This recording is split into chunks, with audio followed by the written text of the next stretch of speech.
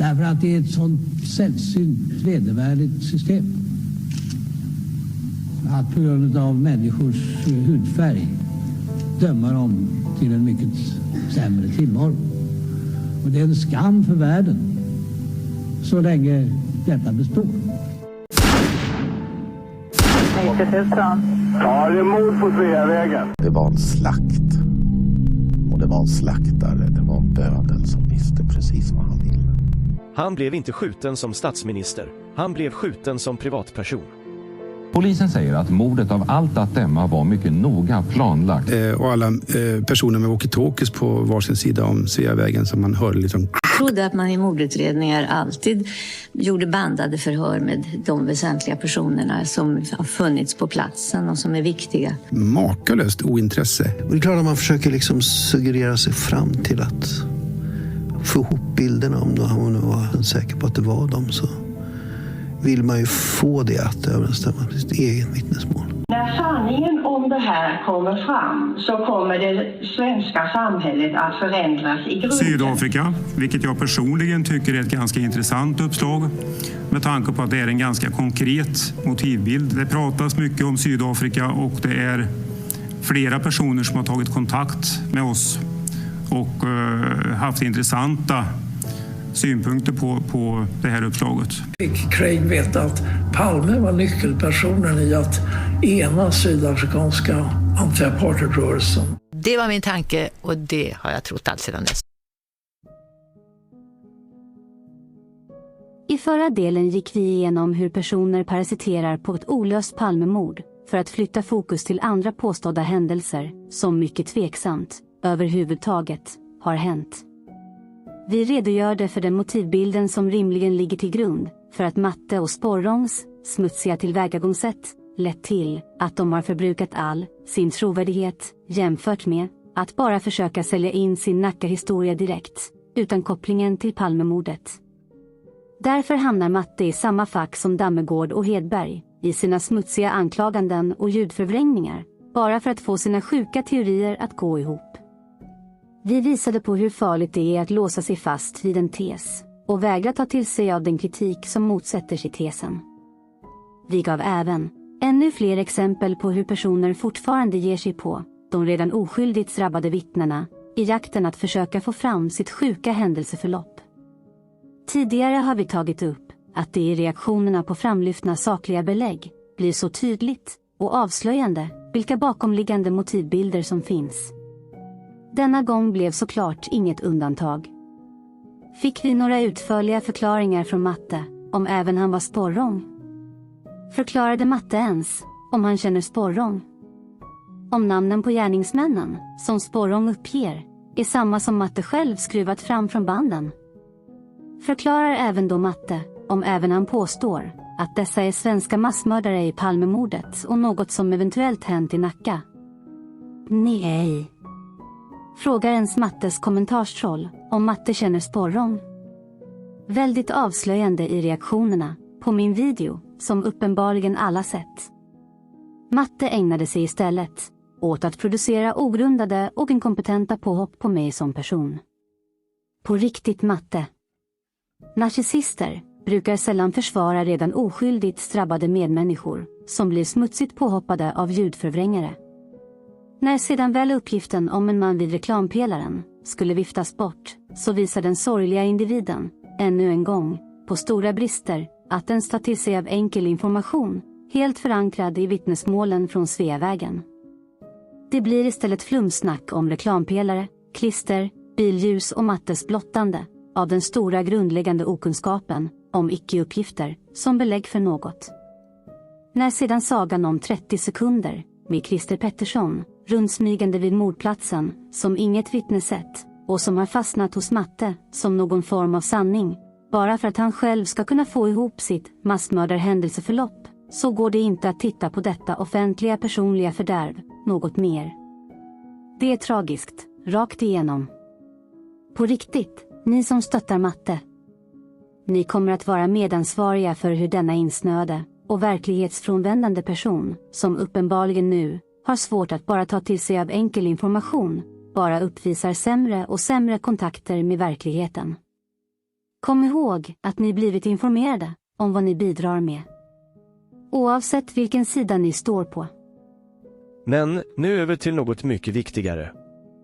I denna del kommer vi fortsätta på temat om att parasitera på Palmemordet och då flytta fokus till den som förmodligen girigt parasiterat på mordet mest av alla. Nämligen Gunnar Wall. Gunnar har släppt många böcker runt mordet under alla år med början redan på 80-talet. Gunnar har vunnit en Guldspade för en av böckerna som ofta nämns i sammanhanget i anslutning till andra böcker av Gunnar. Han har även sedan många år drivit en blogg där det förekommit diskussioner kring mordet, starkt modererad och grovt censurerad av Gunnar själv. Eftersom Gunnar har lyckats uppvisa ett stort omfång av detaljer kring mordet under alla år så har denna blogg lyckats locka till sig många personer genom åren. Vilket vi redogjort exempel på i tidigare avsnitt.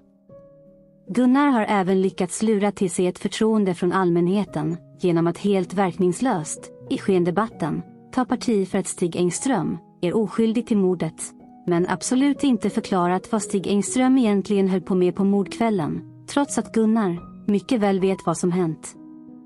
Som tidigare nämnts på kanalen, kan chocken av att Gunnar är en del av mörkläggningen vara större än förklaringen kring mordet och mörkläggningen från Palmeskenutredningen. Oavsett, så är det dock så. Det är bara att svälja sanningen. Hoppas att detta avsnitt kan belägga det ytterligare och visa hur det går till.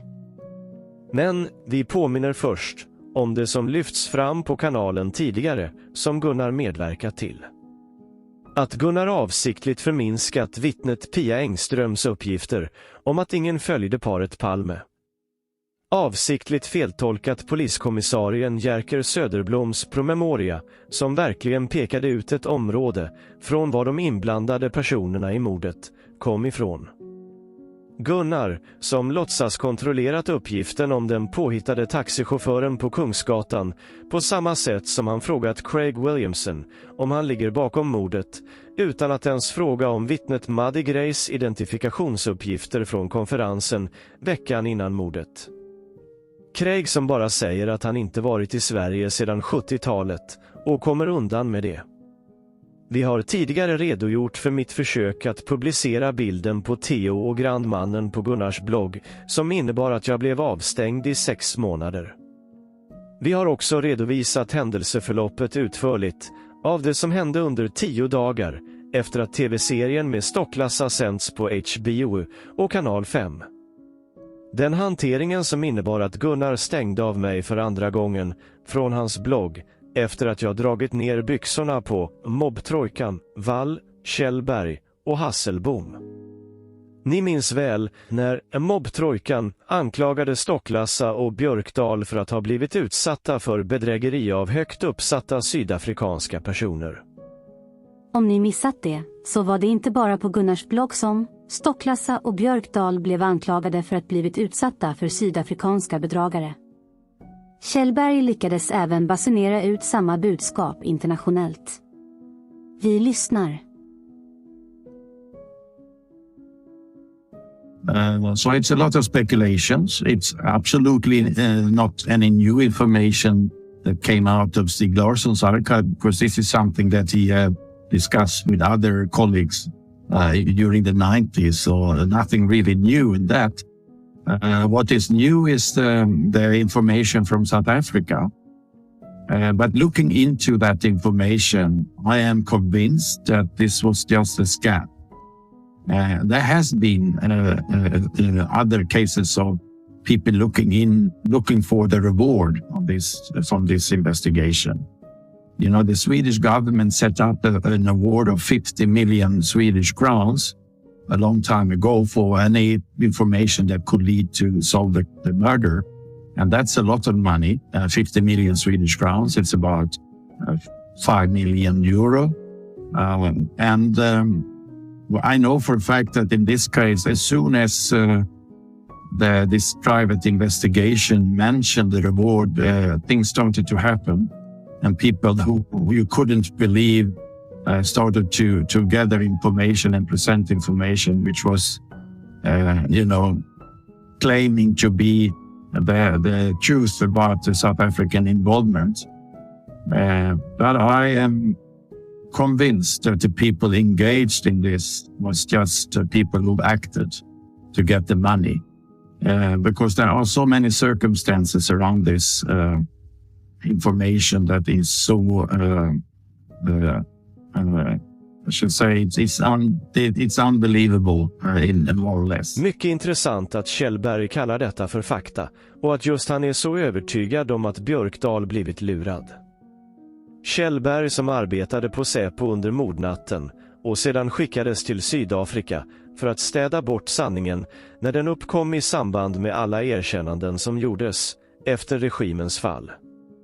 Att påstå att Björkdal skulle blivit lurad när han i tv-serien spelade upp en inspelning som handlade om att regeringarna i Sverige och Sydafrika hade lagt locket på avslöjar såklart allt. Självklart var det den svenska regeringen som drev fram det, vilket vi redogjort för motiven till i tidigare avsnitt. Det finns helt enkelt ingen möjlighet att vifta bort Sydafrikaspåret. Det är bara att svara på frågorna. Varför skulle en sydafrikansk säkerhetsagent, som avslöjade allt annat grovt de utfört, när han redan fick 212 år i fängelset, ljuga om att det var de själva som låg bakom mordet på Olof Palme? Varför skulle en av agenterna ha informerat en svensk dokumentärfilmare redan 1994 om de faktiska omständigheterna från mordkvällen på Sveavägen, och sedan skulle det här vara ett givet påhitt av Sydafrika ner för bara några år sedan? Förstår ni inte hur avslöjande hela argumentationen är? Speciellt när det kommer från en polis som arbetade på Säpo på mordnatten, men vägrar att uppge om han själv var delaktig i någon övning som andra Säpo-personer var delaktiga i. När mobbtrojkan sedan blir ifrågasatt i hur detta hanteras, blir man avstängd i 6 månader, medan Gunnar gömmer sig bakom sina hemsnickrade, motsägelsefulla, publicistiska avvägningar och godtyckliga regler som passar mörkläggningsagendan. Det är fruktansvärda påhopp på Björkdal, som var den personen som verkligen drev på hela de sista årens händelseförlopp för att vi skulle få reda på sanningen om vad som hände på mordkvällen. Att alla inte hjälper till att försvara Göran Björkdal i detta läge är för mig helt barockt och fruktansvärt sorgligt. Vad denna person gjort och åstadkommit för att vi alla skulle få reda på vad som faktiskt hänt saknar motstycke. Det är verkligen ännu en skam för Sverige när väl sanningen kommer att komma fram. Hjälp verkligen till så vi kan låta Björkdal själv få en upprättelse för vad han lyckades med innan det är för sent. Men nu får fokus bli Gunnars nya bok. Intresset för boken i media verkar än så länge vara mycket sparsam, vilket är positivt. Men glöm inte att dokumentera allt ni ser och hör. Det måste bevakas febrilt, eftersom det kan vägleda vidare till vilka som försöker stötta Gunnar i hans giriga PR-kampanj att casha in och sälja fler böcker. Då får vi rimligen reda på vilka fler det är som försöker sko sig och parasitera på denna tragiska händelse. Självklart ska alla de som stöttar Gunnar i andra sammanhang höja boken och Gunnar till skyarna, trots att informationen på denna kanal åtminstone borde öka det kritiska förhållningssättet mot vad Gunnar och andra forum producerar och lyfter fram. Det var inte så svårt att räkna ut att boken skulle få sin PR-kampanj i Palmemordskretsar, och det var därför den tidigare videon uppmanade till att dokumentera vilka kanaler det är. Det var heller inte förvånande i vilka kanaler det dök upp. Boken ska säljas in i de kanaler som redan hyllar Gunnar, helt okritiskt.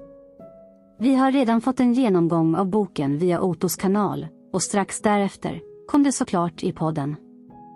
Budskapet ska som vanligt hamras in, och Gunnar likt Dammegård håller själv långa monologer utan att ens få en enda kritisk eller en grundläggande granskande fråga om källor eller detaljer kring Gunnars påståenden. Visst kan det vara svårt att skaffa sig sakliga och konkreta belägg utan att faktiskt läsa boken, men det är inte så svårt att förstå redan nu vilken hållning och vilka det nu ska skyllas på för att fortsätta mörklägga sanningen. Vet man de bakomliggande motiven och mönstret i hur innehållet förs fram har man en mycket bra grund ändå. Vi får helt enkelt använda intervjun hos Otto som underlag för granskningen och dissekera och analysera innehållet i det Gunnar för fram. För att detta inte ska bli en minst lika lång video som Gunnars långa irrelevanta monologer så försöker vi saxa den viktiga informationen med kritiska resonemang. Gunnar börjar med att motivera sitt citat i boken med att utredningen avslutades med ett utpekande av Stig Engström och att Stig själv aldrig fick möjlighet att försvara sig. Det är redan direkt mycket magstarkt av Gunnar själv att uttrycka sig så. När Gunnar själv är den som avsiktligt och medvetet berättar ett fiktivt alternativt händelseförlopp än det riktiga, trots att han vet vad som verkligen hänt. Speciellt som just åklagaren på presskonferensen är ärlig och riktig i de 2 uppgifter som faktiskt stämmer med sanningen, nämligen de 2 vittnena, Jeppsson och Nieminens, signalementsuppgifter på Stig Engström. Dessa ord kommer Gunnar få äta upp framöver. Det lustiga sedan blir när Gunnar menar att det under hela utredningens gång pekats ut oskyldiga, på mycket svaga grunder, men att det inte verkar påverka Gunnar att tro att det ligger något annat bakom. Utan Gunnar menar fortfarande bara att det är åklagare Christer Petersson som gjorde ett felaktigt utpekande av Stig som en nödlösning. Resten av utredningen gjorde bara ett dåligt jobb. Så kommer vi till Gunnars teorier. Allt tyder alltså på att det var ett organiserat mord, enligt Gunnar. Vad nämner då Gunnar för belägg för det? Gunnar tar alltså upp observationerna på Sveavägen och i Gamla stan.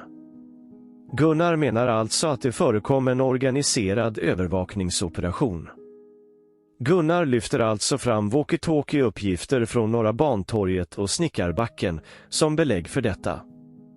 En riktigt intressant och lustig parallell till Gunnars uppgifter är att Gunnars medskribent till DN-artikeln är Anders Olsson.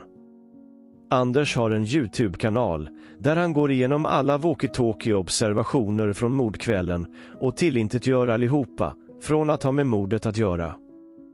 Det är märkligt hur dessa 2, som samarbetat, kommer till helt olika slutsatser. Oavsett att jag redan nämnt detta märkliga med Anders walkie-talkie-sågningar för Otto avslöjar att Otto inte ens ställer vettiga motfrågor.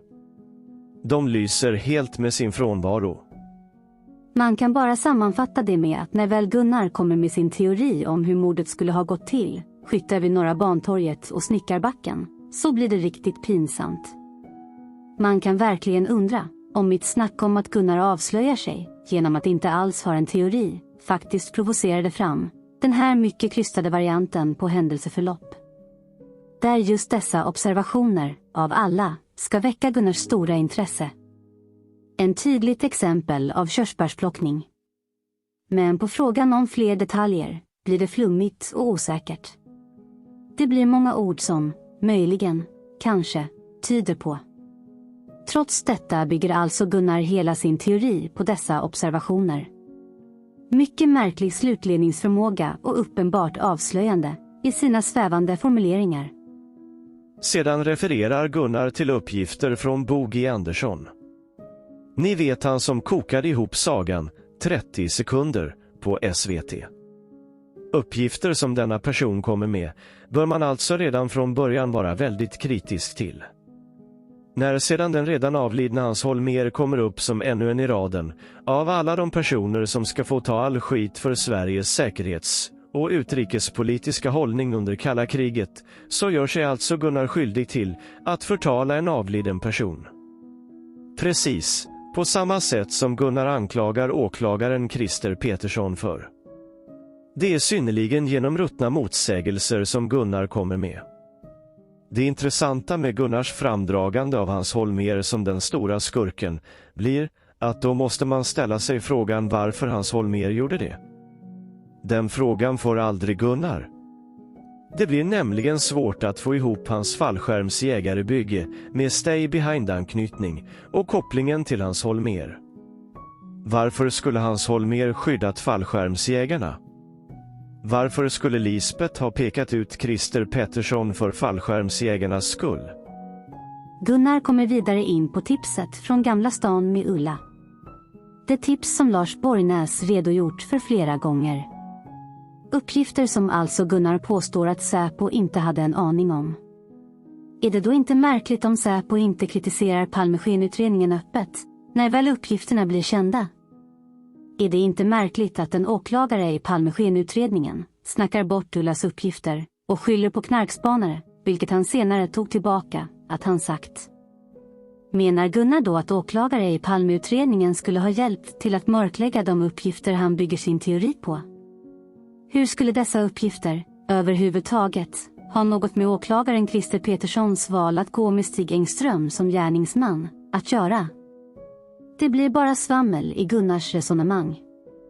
Självklart ska ännu en gång den avlidne Holmér få skulden för att Säpos rapport inte fick någon respons eftersom han jagade kurder.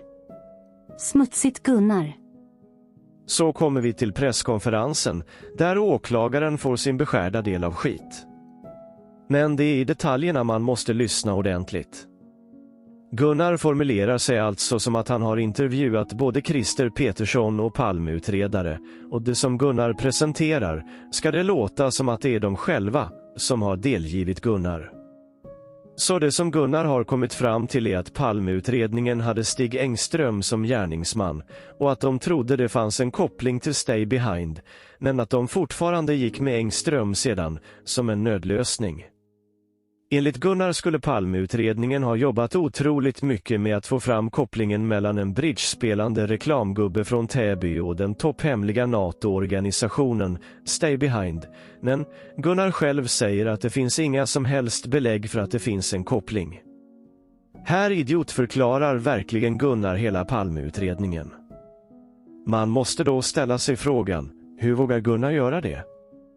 Är han verkligen så säker på att de inte kommer försvara sig? Det finns bara 2 enkla frågor att ställa till Gunnar i sammanhanget. Tyvärr inga som Otto ens försöker sig på. Hur kunde det handla om Stig Engström när åklagaren i telefon med Veckans brott berättade om kommande besked i åtalsfrågan? Det finns inga möjligheter att det har kunnat handla om en redan avliden Stig Engström. Den andra frågan. Om det nu var Engström som var den som Palmeutredningen skulle hänga ut, varför tar då spaningsledaren Hans Melander upp Sydafrika som det mest intressanta spåret, när de ska slänga fram Engström, som Gunnar uttrycker det? Det finns absolut ingen som helst rimlighet i Gunnars argument, överhuvudtaget. Det är inte ens ett tappert försök. Med all den kunskapen som Gunnar har, och alla år han arbetat med fallet, blir argumentationen slutligen helt patetisk. Är det så att Gunnar håller på att ställa skorna på hyllan nu och försöker snabbcatcha in en sista gång? Ska han köpa en ö i en annan del av världen och emigrera dit när sanningen kommer fram? Girigt och ruttet, rakt igenom.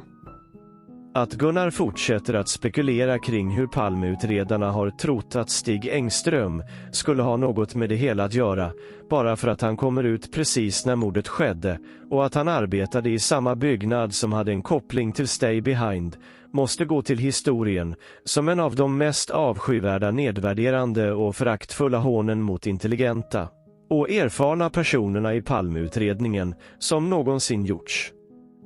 Det är fruktansvärda anklagelser som Gunnar riktar mot kompetenta, högt uppsatta och erfarna myndighetsutövare. Man kan verkligen hoppas att någon av dessa tar bladet från munnen och likt den hederlige poliskommissarien Gösta Söderström kände att här står faktiskt en heder och anseende, bland i alla fall släkt och vänner, på spel i hur Gunnar målar upp ett helt uppdiktat och fiktivt utredningsarbete som han bygger på avsiktliga gissningar.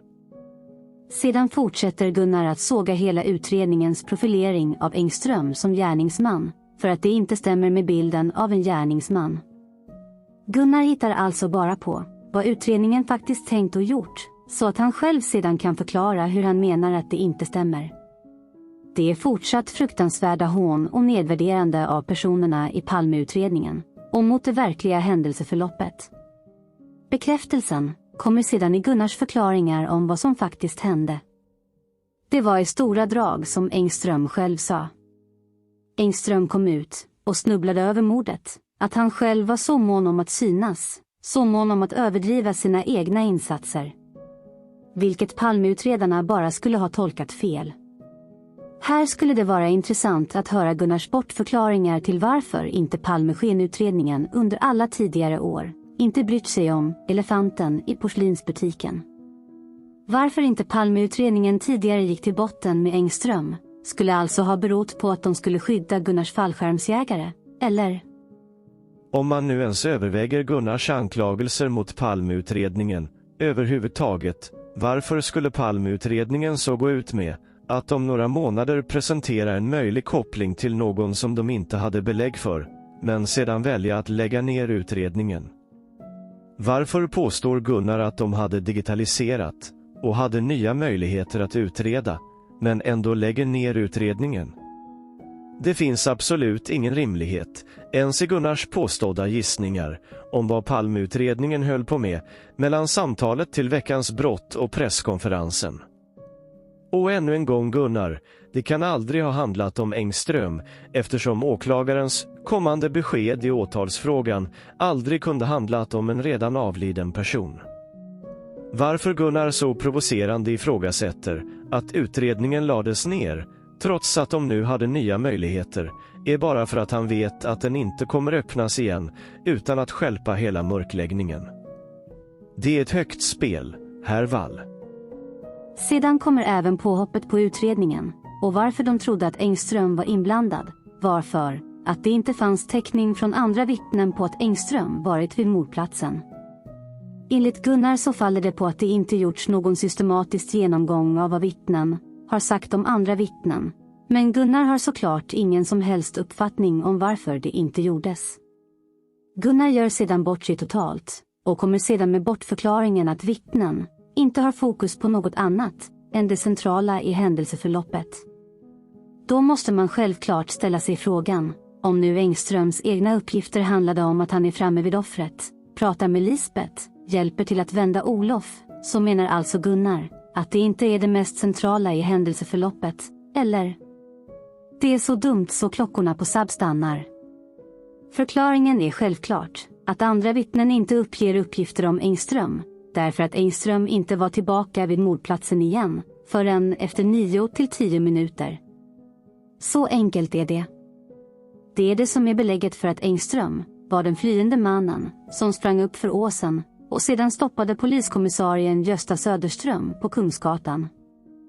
Det blir verkligen inte bättre för Gunnar när han sedan mycket märkligt försöker lyfta fram vittnet Lars Jeppsson i sammanhanget för att förklara att Engström som ensamt vittne inte var sedd av andra vittnen. Hur pinsam parallell blir det inte?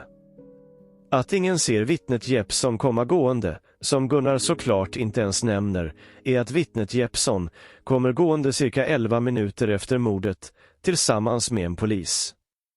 Då är Olof och Lisbeth redan borta. Det är många personer vid mordplatsen som kommer och går samt undrar vad som hänt. Detta skulle alltså vara en parallell till Engström som ensamt skulle ha hjälp till med livräddning direkt efter skotten, men ingen lägger märke till honom.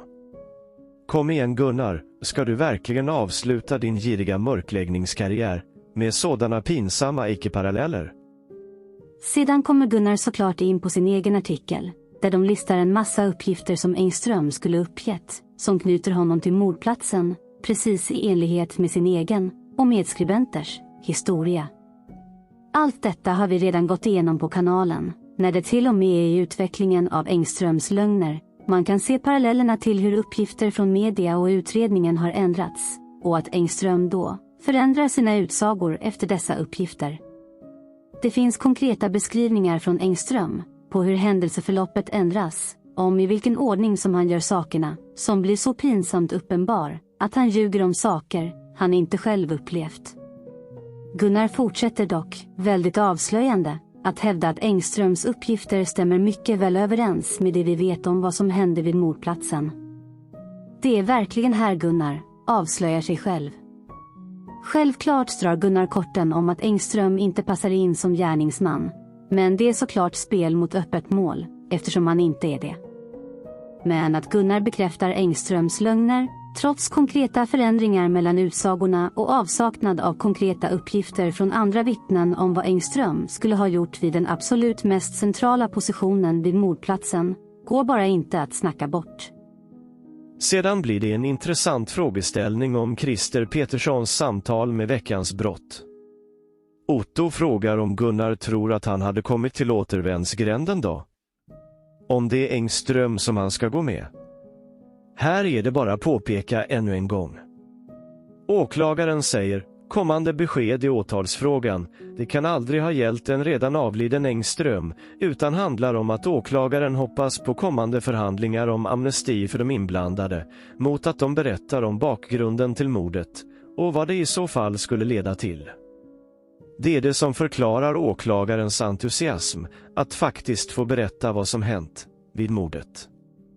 Det är även det som förklarar spaningsledarens Hans Melanders mest intressanta spår, Sydafrika. Alltså Gunnars vidare spekulationer om vad utredarna, som nu är den mest inkompetenta, gissande, chansande, spekulativa gruppen som skulle ha haft ansvaret för världens största mordutredning, tar verkligen priset. Gunnars resonemang om undersökningen av kulorna och det passande svaret från NFC, som de ville, eller kanske inte ville, få som svar, förstår jag knappt vad Gunnar svamlar om. Såklart nämner inte Gunnar att för att avsluta utredningen för all framtid så ville man producera något som gjorde att teknisk bevisning i form av kulor aldrig kommer att kunna göras igen. Det tyder rimligen på att de aldrig har för avsikt att öppna utredningen igen. Att det är ditlagda kulor som aldrig hade sett så oskadade ut, om de träffat mark eller väggar, kommer såklart inte Gunnar in på. Vidare blir det en mycket märklig diskussion om kulorna, vapnet och bevisningen mot Christer Pettersson.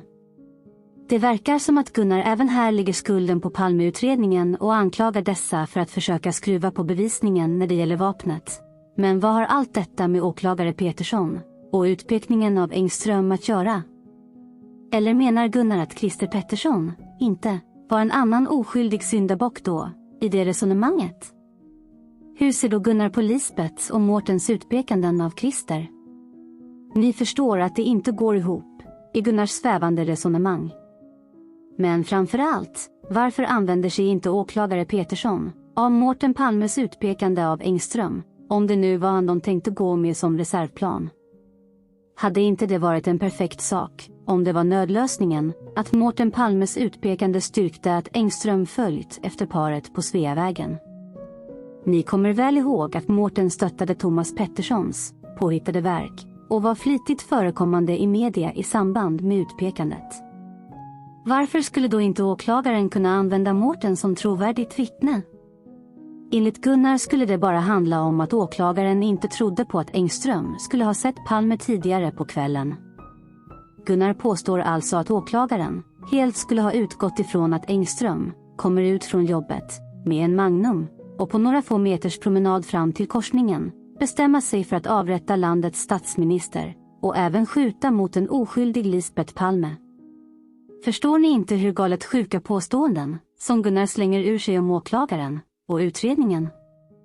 Förstår ni inte att varför Gunnar faktiskt kan göra detta utan att ens få mothugg, och att det beror på den fortsatta mörkläggningen och locket på som regeringen bestämt sig för? Fattar ni hur många personer, oavsett befattning, som kommer att bli idiotförklarade så länge detta pågår? Det är en skam för världen, men framförallt för Sverige och svenska medmänniskor.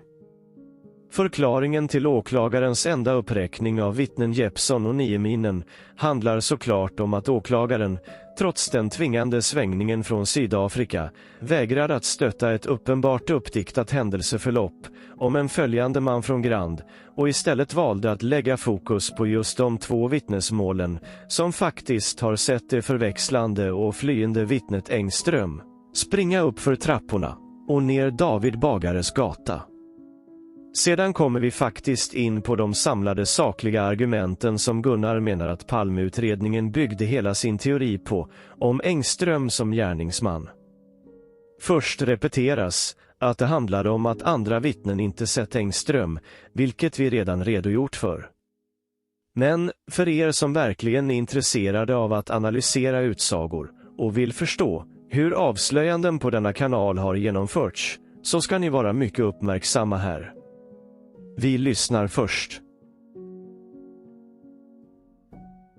Så bygger det på att Lars J trodde att kanske den flyende mannen hade en keps, men han såg inte mannen framifrån och han var inte säker på om det var en keps.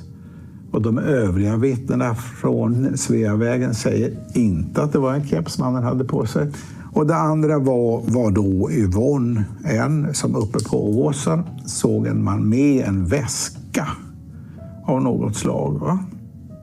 Det är alltså de två vittnena som kommer med uppgifter som innebar att det fanns likheter. Här nämner nämligen Gunnar vittnet Jeppsson, som nu Gunnar förminskar i sina uppgifter genom att flumma bort Jeppssons uppgifter om keps på den flyende mannen.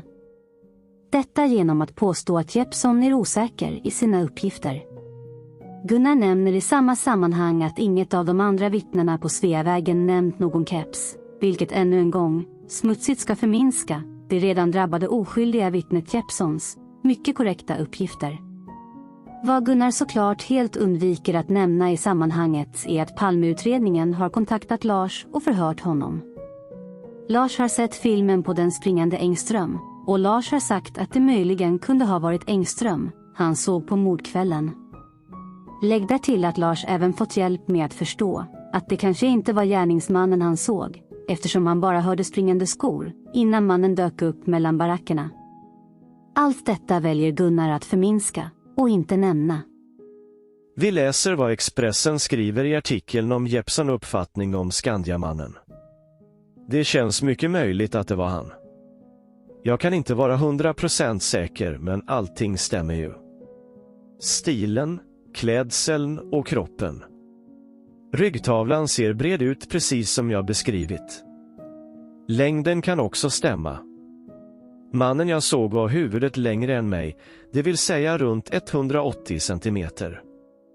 Även kepsen och mörka jackan stämmer. Vi läser även vad Jeppsson beskriver i vittnesförhör om Skandiamannen. Lars har efter beskrivningarna han fått om hur Engström såg ut och de bilder han sett svarat att han tycker att det möjligen kan vara samma person han såg.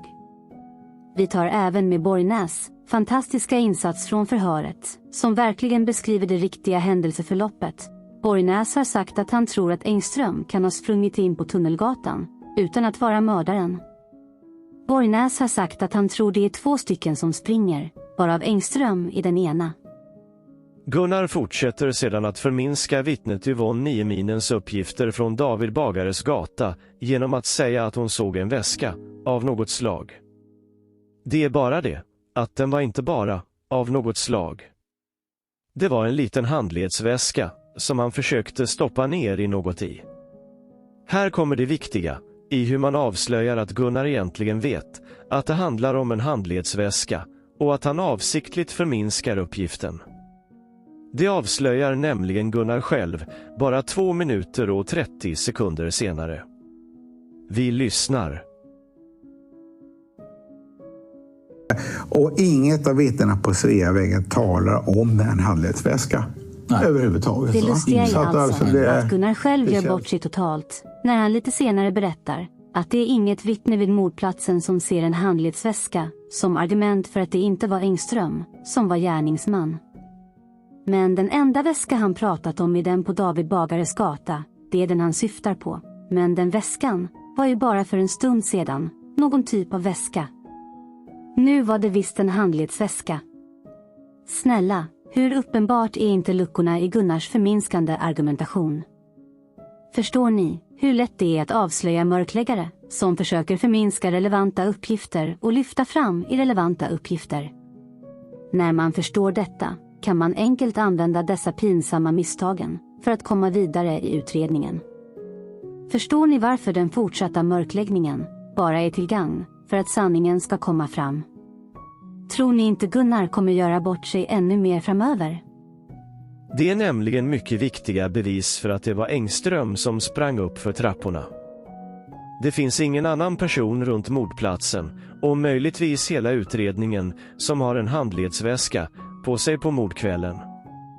Vittnet Nieminen har till och med identifierat just handledsväskan på Stig. Hur kan då Gunnar förminska uppgiften så? Det kan absolut inte vara någon annan än Engström som springer där. Självklart inte som gärningsman, utan som ett förväxlat och flyende vittne. Som Gunnar är mycket väl medveten om när han förminskar uppgifterna från de redan utsatta oskyldiga vittnena från mordkvällen. Det är fortsatt fruktansvärda smutskastningar av relevanta och viktiga detaljer i de oskyldiga vittnenas utsagor. Förstår ni verkligen inte hur uppenbart det blir när Gunnars mörkläggande livsuppgift är att gräva ner sig i utredningsmaterialet och sedan göra sådana pinsamma körsbärsplockningar?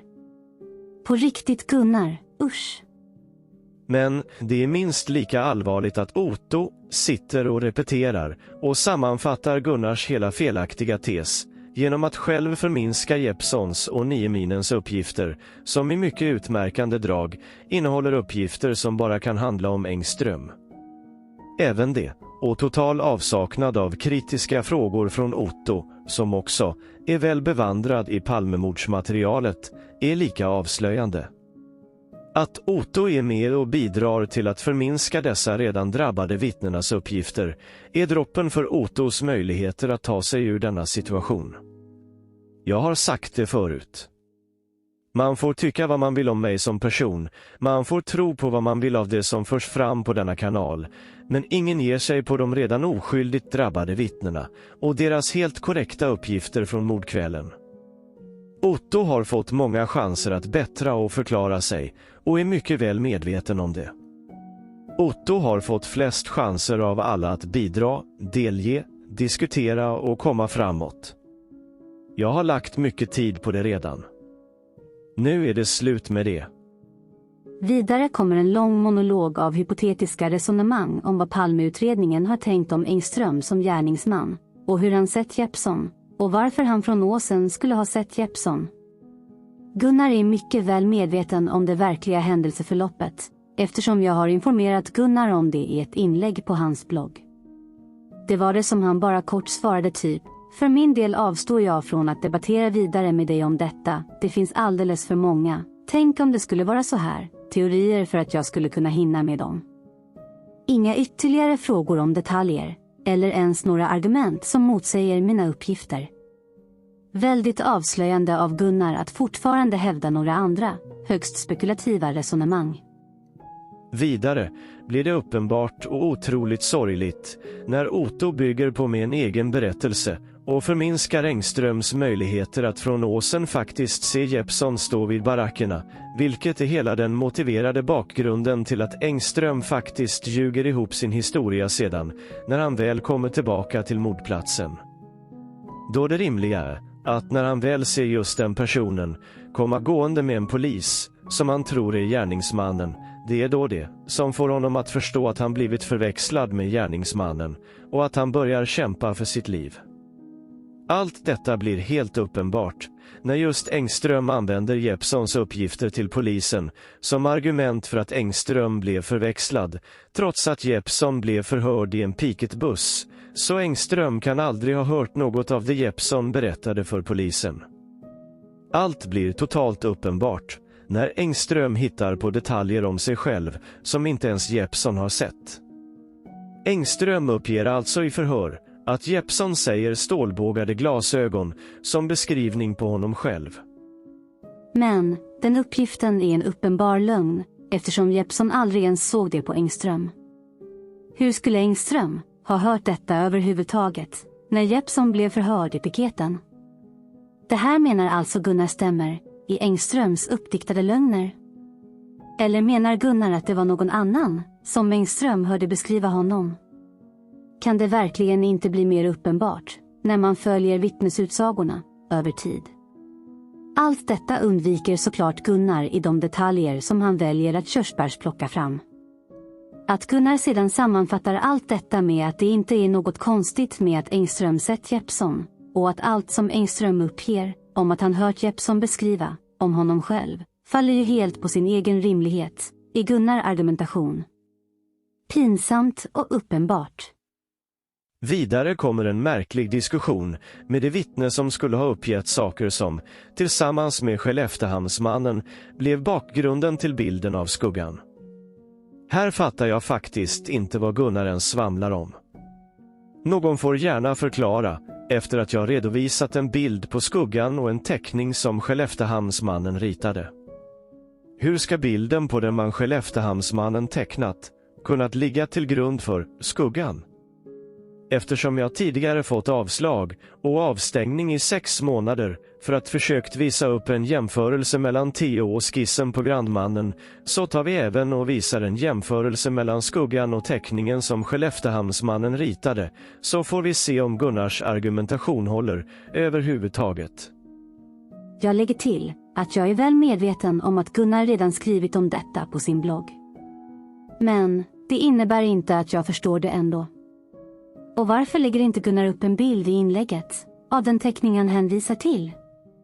Om denna galna jämförelse skulle ha ett samband överhuvudtaget, är det då inte avslöjande att Theo-jämförelsen stämmer mycket bättre i många väldigt unika distinkta drag?